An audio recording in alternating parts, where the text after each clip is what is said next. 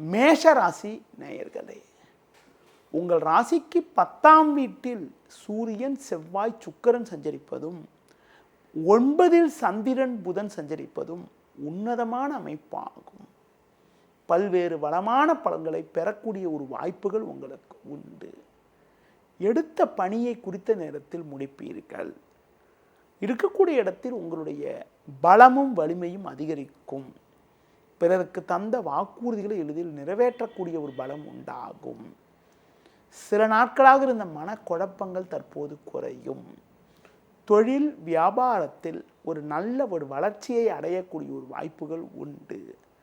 உத்தியோக ரீதியாக பார்க்கின்ற பொழுது மற்றவர்களால் முடிக்க முடியாத ஒரு காரியத்தை கூட நீங்கள் முடித்து நல்ல பேர் எடுக்கக்கூடிய ஒரு வாய்ப்புகள் இன்றைய நாளில் உங்களுக்கு உண்டு.